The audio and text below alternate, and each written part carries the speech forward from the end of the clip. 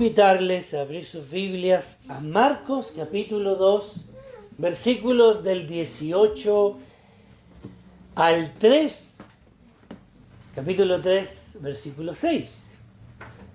Y vamos a ver el día de hoy algunas cosas que cuando estudiamos con los hermanos el día viernes, que algunos estuvieron ahí conectados, nos dimos cuenta que había un principio para poder predicar la palabra del Señor, para poder enseñar la palabra del Señor, que se llamaba permaneciendo en la línea.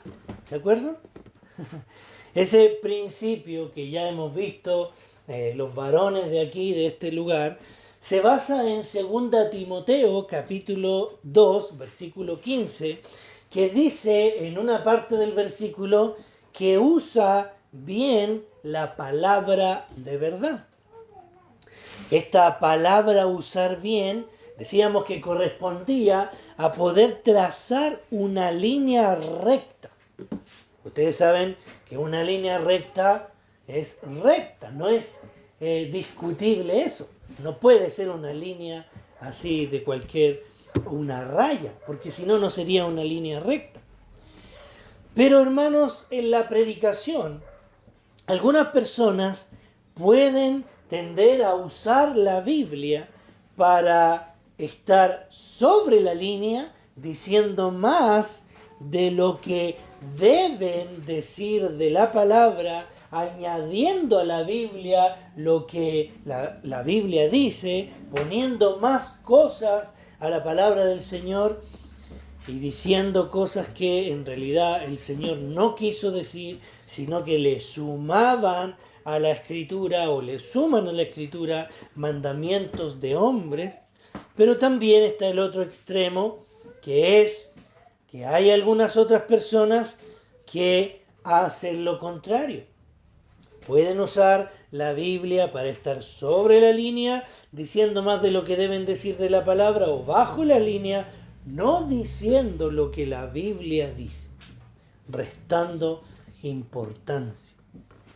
Por lo que el día de hoy, hermanos, veremos, de acuerdo a las tradiciones de los judíos, cómo adicionaban mandamientos a la palabra de Dios y permitían que se dejara de hacer el bien, añadiendo a la Escritura tradiciones, mandamientos de hombres, pero Jesús nos demuestra que Él está por sobre las tradiciones humanas.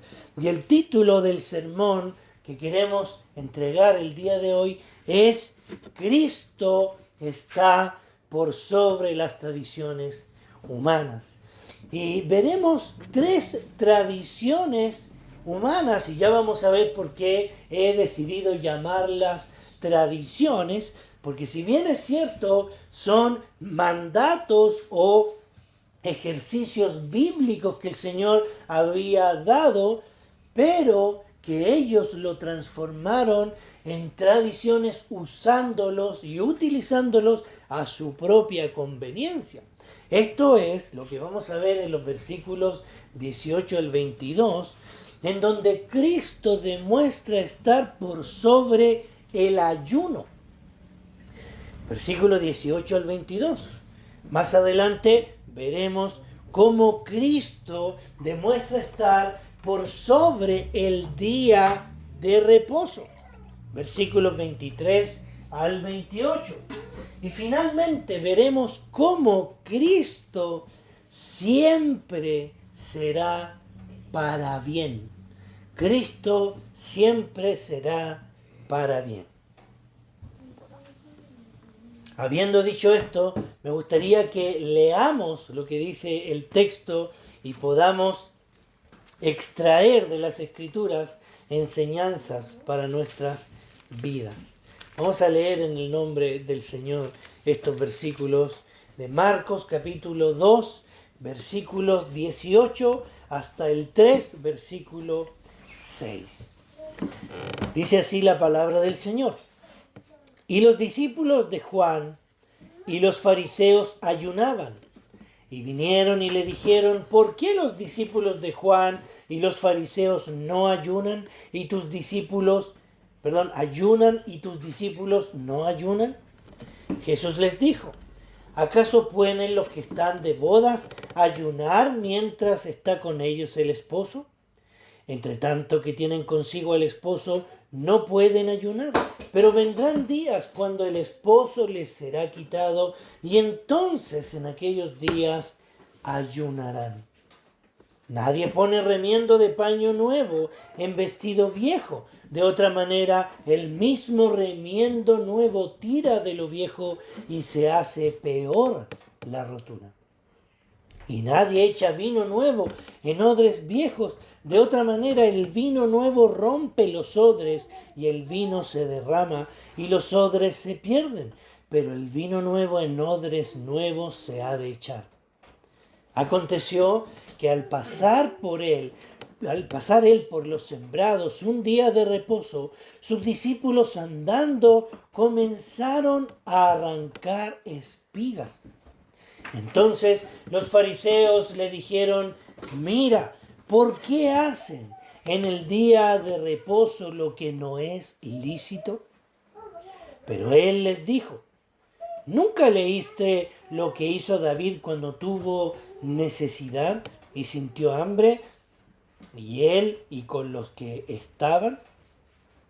Como entró en la casa de Dios siendo Abiatar sumo sacerdote y comió los panes de la proposición, de los cuales no es lícito comer sino a los sacerdotes, y aún dio a los que con él estaban.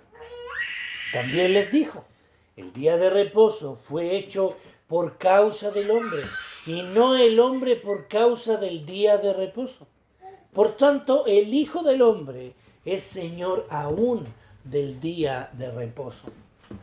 Otra vez entró Jesús en la sinagoga y había allí un hombre que tenía seca una mano. Y les echaban para ver si en el día de reposo le sanaría, a fin de poder acusarle.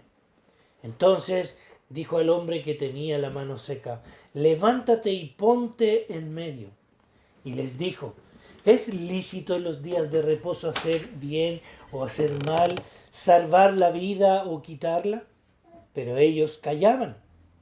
Entonces, mirándonos alrededor con enojo, entristecido por la dureza de sus corazones, dijo al hombre: extiende tu mano. Y él la extendió, y la mano le fue restaurada, sana. Y salidos los fariseos, tomaron consejo con los herodianos contra él para destruirle. Oremos una vez más.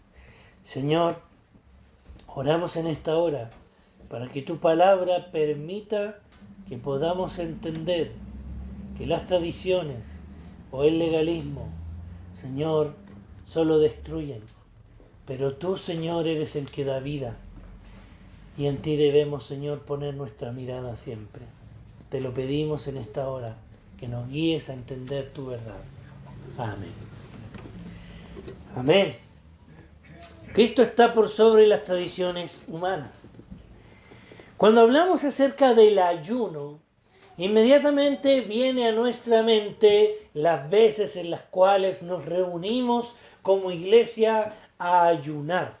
No sé si ustedes lo han hecho alguna vez, pero nosotros lo hacíamos constantemente en la iglesia que estábamos anterior a la anterior, en donde los hermanos se ponían de acuerdo para poder juntarse un día sábado todo el día y abstenerse de alimentos y tener un culto al Señor sin comer y sin hacer ninguna otra actividad que orar al Señor y buscar su dirección.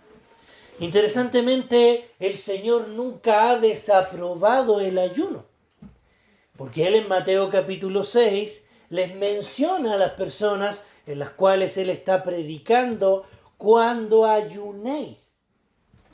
Por lo que quiere decir que el ayuno no está prohibido en la Biblia.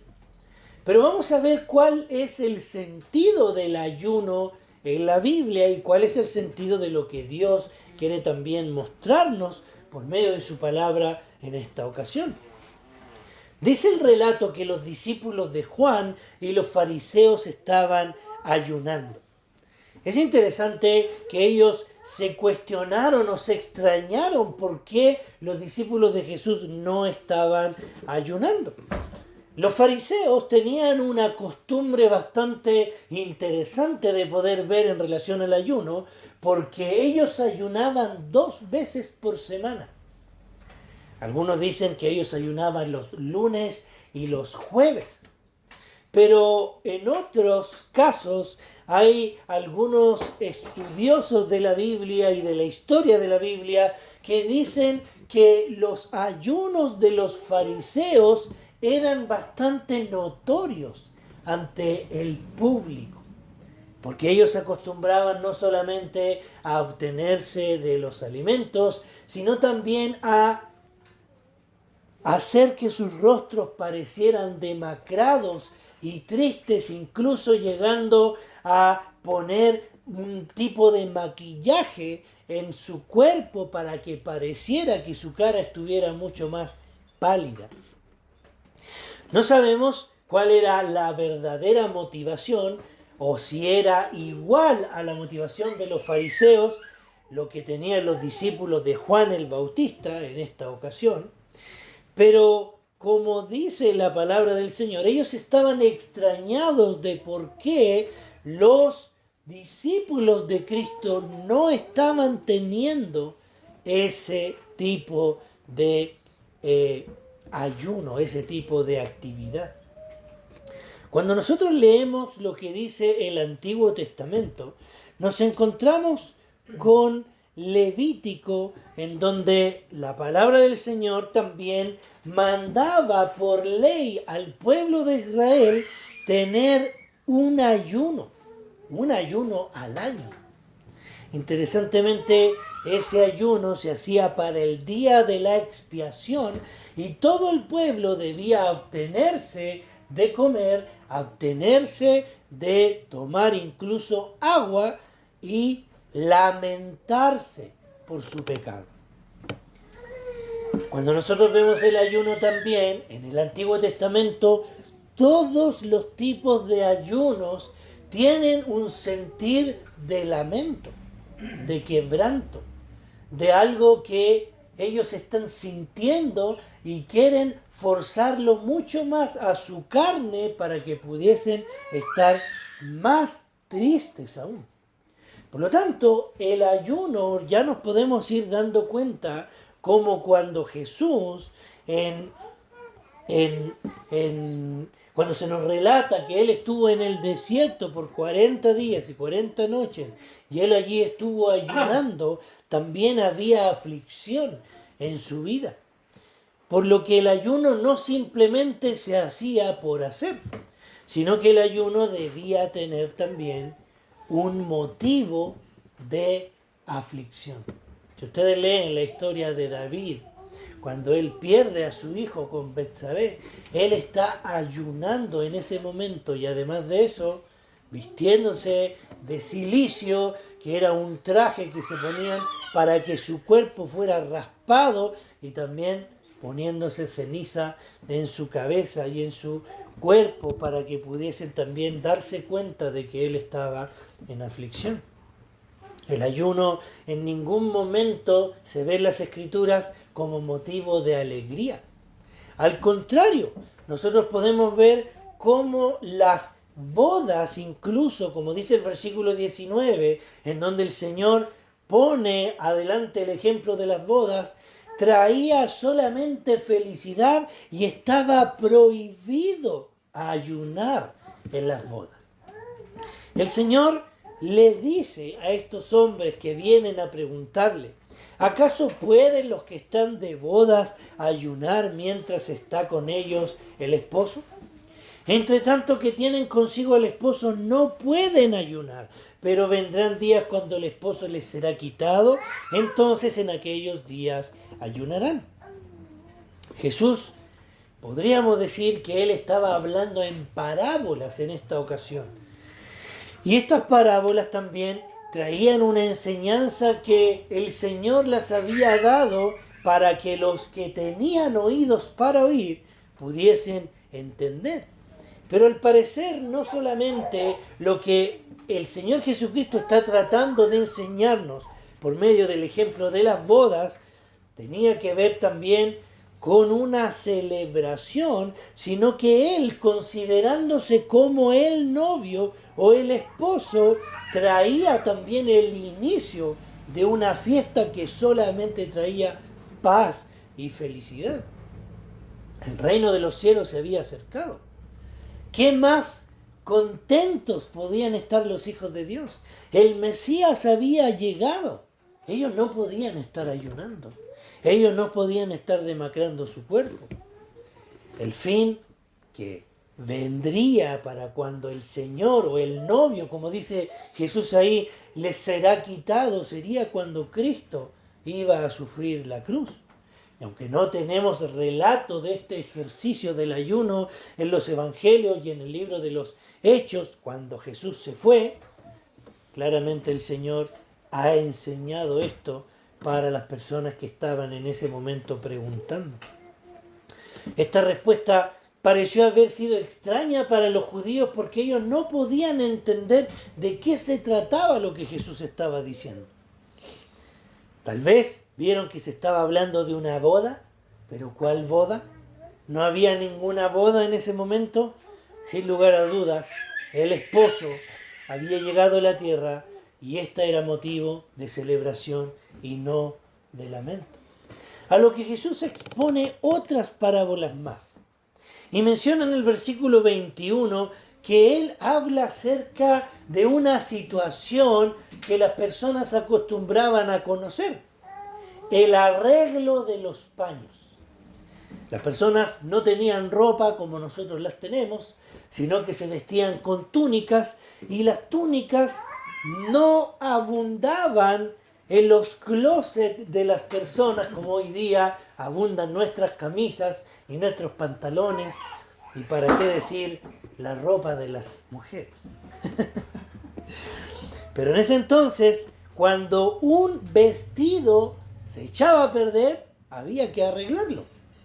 Pero si un vestido estaba totalmente malo, no se podía arreglar poniendo un remiendo, como dice ahí, un remiendo de paño nuevo en un vestido viejo, porque de otra manera el mismo remiendo iba a tirar de lo viejo y se iba a hacer peor la rotura.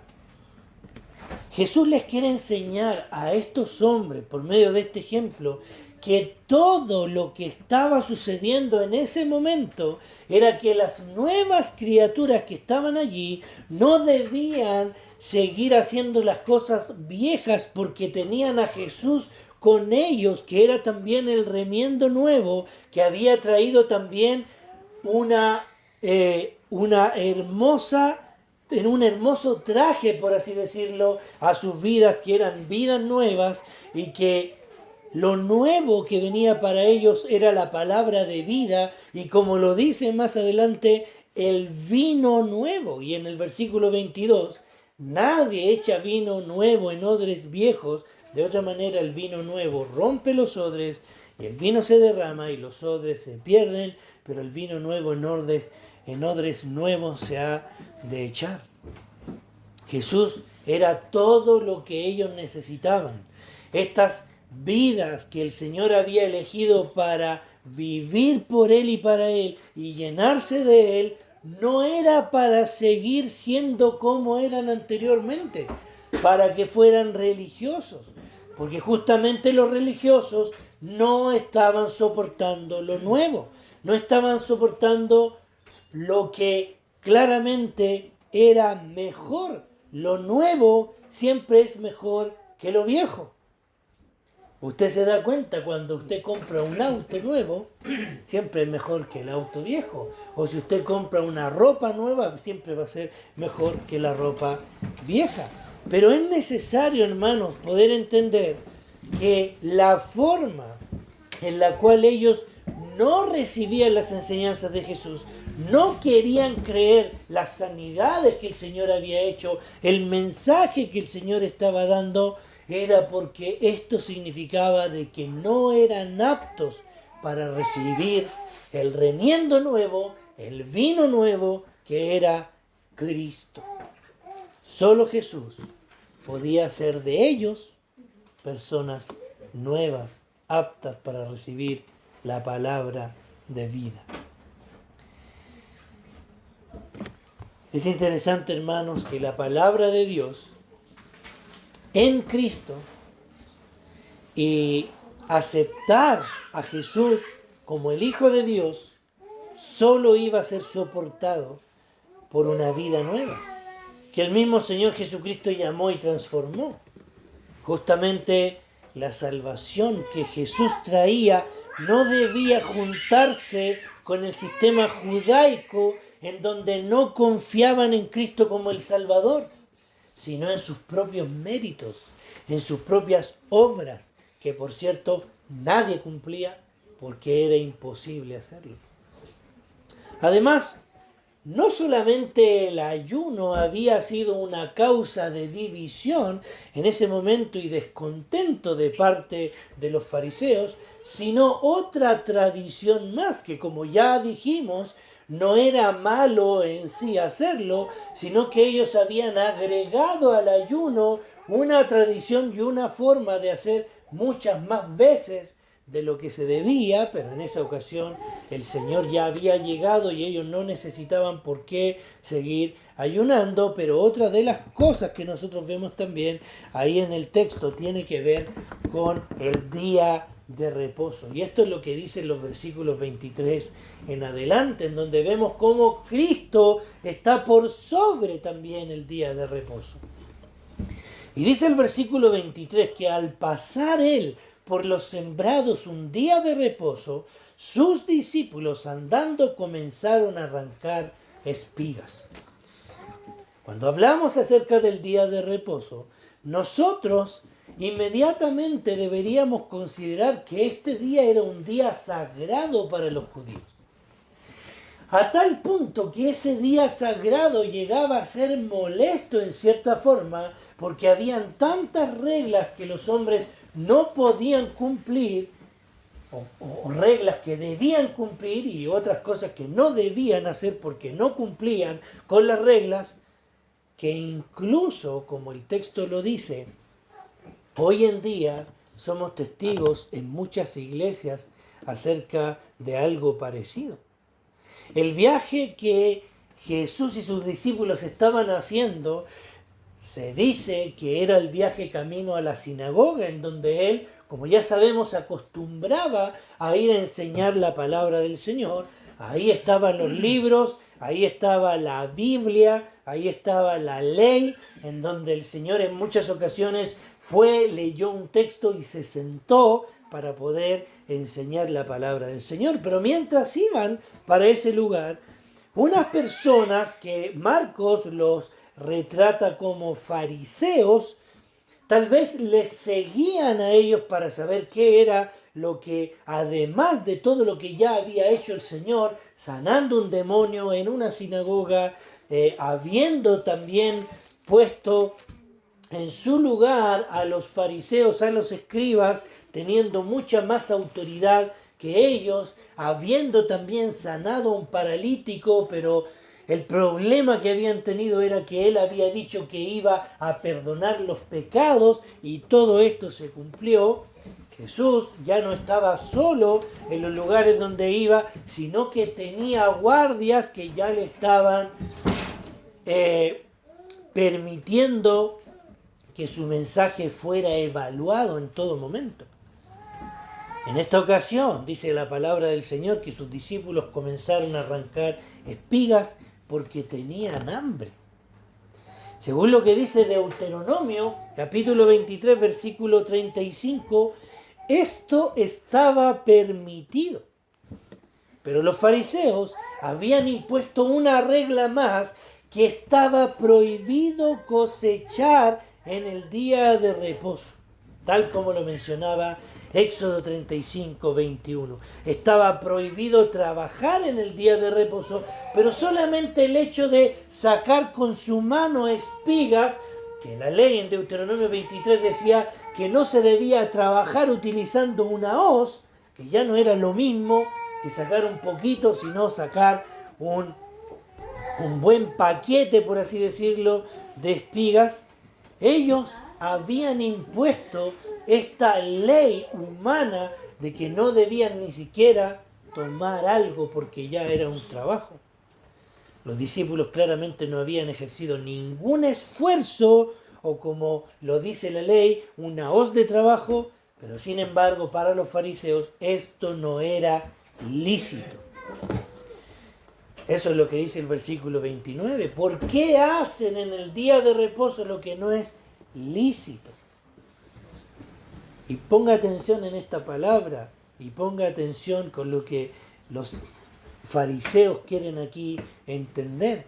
Porque Jesús trajo también una respuesta mucho más aclaratoria que para ellos en sus propias enseñanzas era algo muy importante. Y él les cita lo que dice 1 Samuel capítulo 21. ¿Nunca leíste lo que hizo David cuando tuvo necesidad? Cuando leemos 1 Samuel capítulo 21, en donde el propio rey David, a quien ellos tenían como el mejor rey que habían tenido, esperando la resurrección de ese rey, esperando al Mesías descendiente del rey David, David, huyendo de Saúl, llega a una casa que, como dice ahí el texto, era la casa de Dios. Lo atiende un hombre llamado Abiatar, que Marcos lo traduce ahí como sumo sacerdote, pero él en ese entonces no era sumo sacerdote, sino que era hijo del sumo sacerdote, y por ende, más tarde, años más tarde, él también iba a ser sumo sacerdote, porque el sumo sacerdote estaba en familia. Abiatar le entregó a David y a los que con él estaban, según lo que dice Jesús, el pan de la propiciación. ¿Cuál era el pan de la propiciación? El pan de la propiciación era un pan que ni siquiera los otras personas que no fueran el sumo sacerdote podían tocar. Porque era un pan tan importante, un pan sagrado, que incluso ese pan lo ponían en una mesa de oro. Eran 12 panes que se colocaban en una mesa que tenía una medida específica, un ancho específico, una altura específica. Esta mesa estaba en el tabernáculo delante del lugar santísimo y los panes estaban destinados absolutamente para Dios. Por lo que estos panes eran sagrados y no se podían comer. Sin embargo, llega David, escapando de Saúl, tienen mucha hambre y David solicita a este hombre Abiatar que les dé algo de comer, y lo único que tenía eran esos panes. Ellos comieron de esos panes. ¿Y qué sucedió? No sucedió nada. ¿Por qué? Porque el hambre que tenían los hombres que llegaron a ese lugar debía ser satisfecho con lo que el Señor en este caso también había dispuesto para ese momento. A lo que el Señor también enseña algo que es bastante importante e interesante de entender en relación a la ley. Porque dice el versículo 27, también les dijo, el día de reposo fue hecho por causa del hombre y no el hombre por causa del día de reposo. Por tanto, el Hijo del Hombre es Señor aún del día de reposo. Considerando lo que hemos visto hasta ahora, estos hombres que recogieron espigas en el día de reposo, estos hombres que llegaron donde Abiatar en el día de reposo para comer los panes de la propiciación que estaba prohibido, ¿acaso esto iba a permitir, o lo que Dios había hecho y diseñado iba a permitir que fuera de una manera tan tradicional, tan legalista, que llevaría a los hombres morir por no compartirle un poco de pan? Obviamente no. El Señor, como dice el texto ahí, el día de reposo fue hecho por causa del hombre. El hombre ya estaba cuando el Señor le permitió al hombre y le mandó a descansar el día de reposo. Y no el hombre por causa del día de reposo. Dios diseñó los días, Dios diseñó las leyes para el bien del hombre. No para que el hombre sufriera cumpliendo esas leyes. Y eso es, hermanos, lo que en muchas sectas, en muchas falsas doctrinas no se entiende. La palabra de Dios, la ley de Jehová, que no puede ser cumplida por el hombre porque el hombre es pecador, ha sido hecha para el bien del hombre. Interesantemente, al nosotros encontrarnos con la ley de Jehová, que no la podemos cumplir, la ley hasta incluso ha venido a ser nuestro ayo para llevarnos a Cristo. Un maestro que nos dice: tú no puedes cumplir la ley, solamente necesitas Cristo. Hasta el hecho de no cumplir la ley y ser un pecador y darnos cuenta por la ley, por la palabra del Señor, por lo que Él escribió de manera santa y perfecta, el hombre lleva a su cuerpo y a su vida, considerando su palabra, al bien que es Cristo. Pero justamente esto explota nuestro pensamiento hoy día de la propia ley, porque la ley no se hizo para que el hombre se adapte a ella, sino para el beneficio del hombre. Y esto es totalmente evidente. El ser humano necesita de la ayuda de Dios para poder vivir bien en este mundo. Las palabras de Jesús abrieron los ojos de estos hombres al entender que el mismo Hijo del Hombre, de quien ya se había mencionado por los fariseos en el capítulo 1, versículo 11, que había demostrado poder perdonar pecados, ese Hijo de Hombre que podía sanar a las personas, ese Hijo de Hombre demuestra en esta ocasión estar por sobre el día de reposo, por sobre la ley de Moisés, por sobre los rituales ceremoniosos. Y tal como dice Daniel 7:13, específicamente el versículo 14, y le fue dado dominio, gloria y reino para que todos los pueblos, naciones y lenguas le sirvieran. Su dominio es dominio eterno que nunca pasará, y su reino uno que no será destruido. Finalmente, otra vez entró Jesús en la sinagoga. Y sabemos que la palabra de Cristo, según dice este tercer punto, siempre será para bien. Él ya había dicho, los días o el día de reposo, la ley son para el bien del hombre. Pero estos hombres, estos fariseos, no entendían. Otra vez dice el texto en el capítulo 3, versículo 1, entró Jesús en la sinagoga y había allí un hombre que tenía seca una mano. Y le acechaban para ver si él en el día de reposo le sanaría, a fin de poder acusarle. Este instante está cargado de emoción y a su vez también de evaluación, porque la gente ya había oído que Jesús podía sanar a las personas. Ellos sabían, los fariseos sabían que Jesús podía sanar a ese hombre, pero su motivación no era la felicidad de sus vidas o la felicidad de este hombre de ser sanado, sino querer condenarle en ese momento. Ellos estaban atentos siempre a ver si se levantaba un maestro falso para poder apedrearlo y matarlo. Ese era el rol de los fariseos, y tenían guardias en diferentes aldeas como lo era Galilea en este entonces. Jesús estaba en la mira, no podían condenarle ya que lo que decía nunca era una mentira. En otros pasajes se nos enseña que no hallaban en qué acusarle.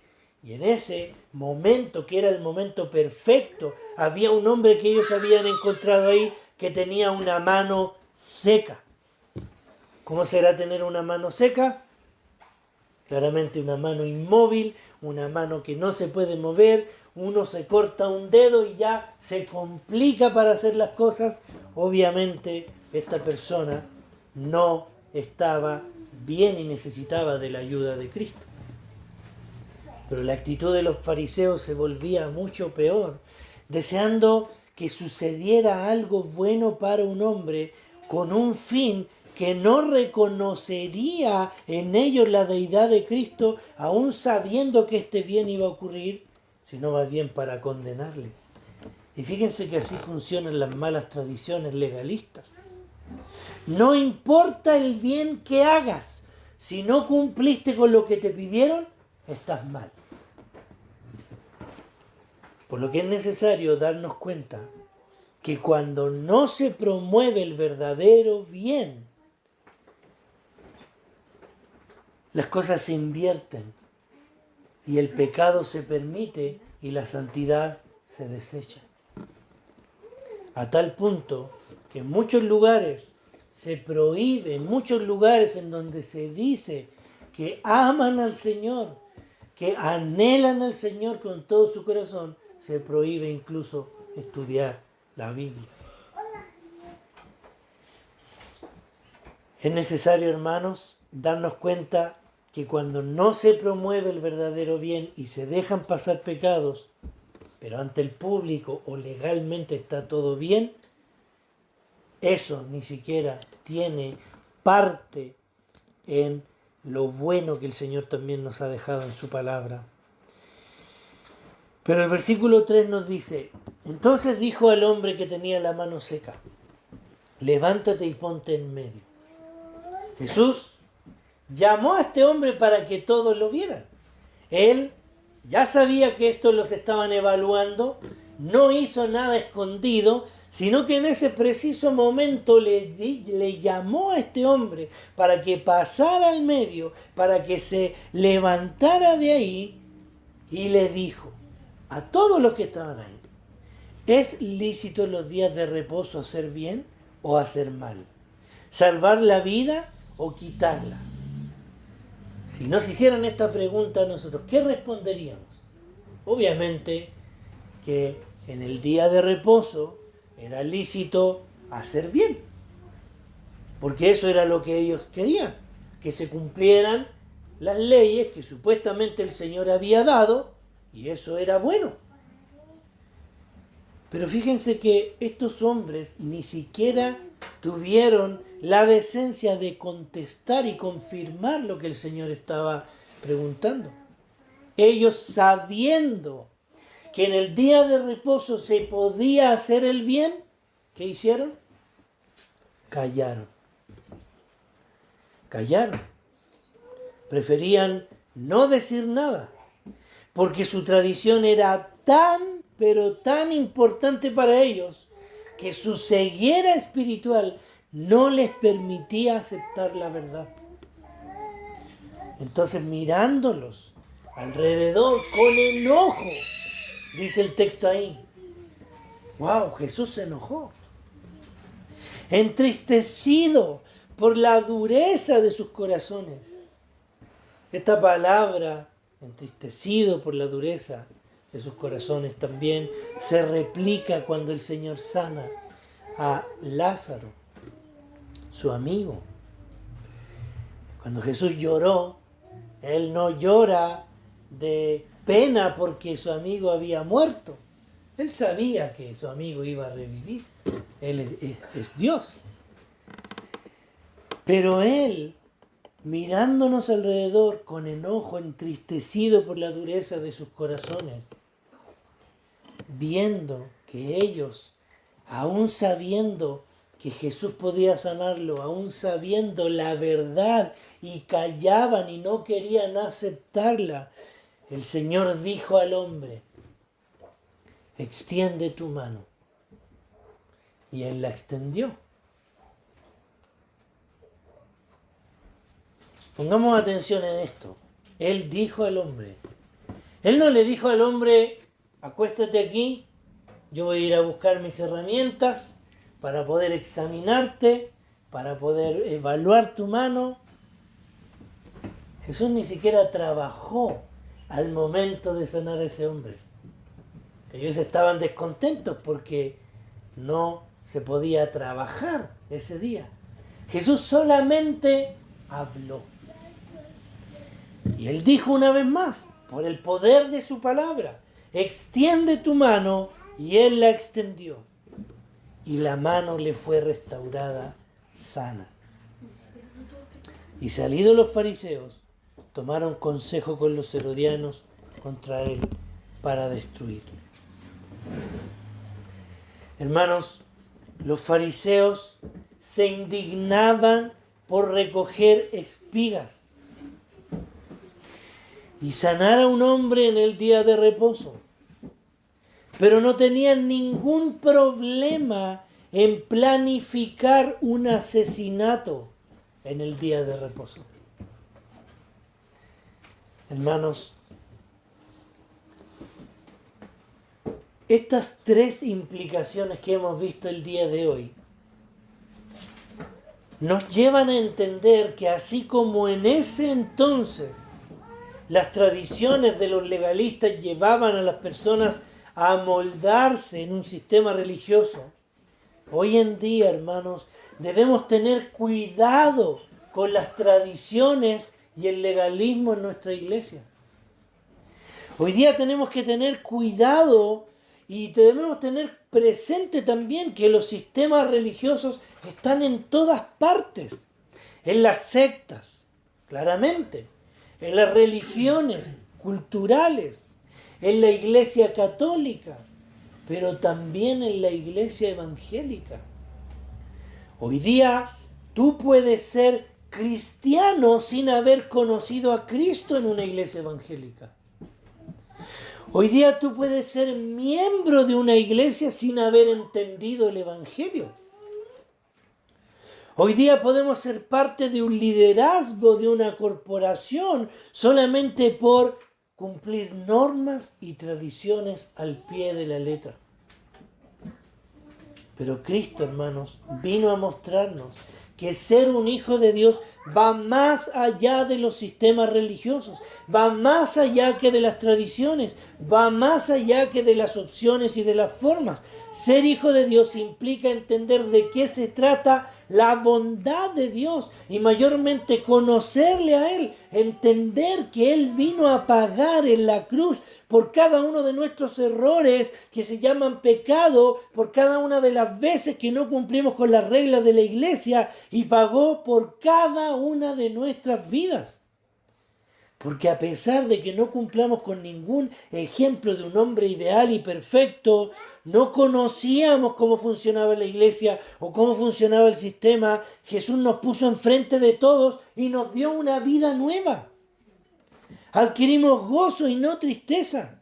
Fuimos odres nuevos en donde el Señor ha estado llenándonos cada día de nuestras vidas con su palabra para entender que el Señor es nuestro Señor no solamente del día domingo o del día sábado, como en otros lados se presenta como el día, sino de todos nuestros días.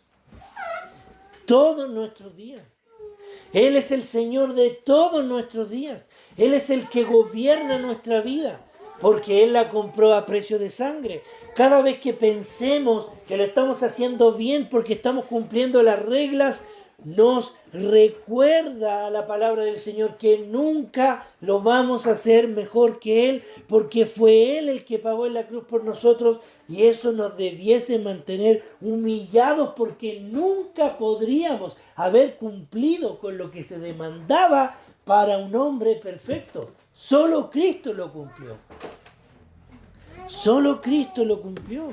Y eso debería mantenernos humildes, dependientes del Señor, en donde cada cosa que hagamos no nos lleve a jactarnos de lo que hacemos o cumplimos, sino depender de su gracia, de su misericordia, que nos ayuda a poder también hacer todo para su gloria, no llevándonos ningún mérito de cumplimiento, porque Él es el que ha venido, Él es el hombre perfecto, Él es el que llevó nuestros pecados ante Dios para ser santos y sin mancha, salvados por Dios, herederos de la vida eterna, herederos de la gloria venidera, eternamente y para siempre. Fíjense, hermanos, todo esto lo hemos adquirido no por cumplir algo, sino porque Cristo lo cumplió todo.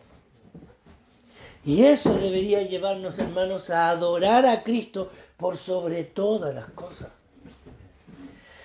A exaltar a Cristo por sobre todas las cosas.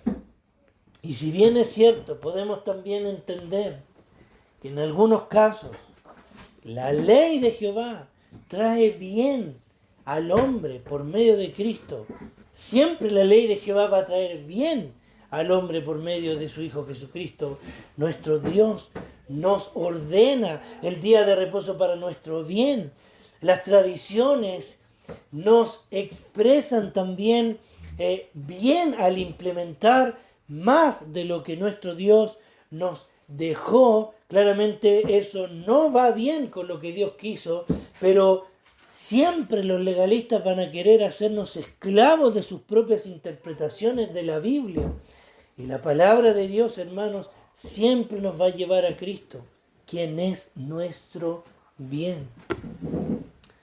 Cuando conocemos a Cristo, entendemos que la salvación realmente no tiene que ver con el cumplimiento de sistemas. Y es el Evangelio simplemente el que trae luz a nuestras vidas por medio de su palabra. No caigamos, hermanos, nunca en ser legalistas, en ser tradicionalistas. Las tradiciones no son malas cuando van en pos del sentido del Evangelio, pero no caigamos en exigencias, no caigamos en exigencias sin misericordia y sin gracia del Señor.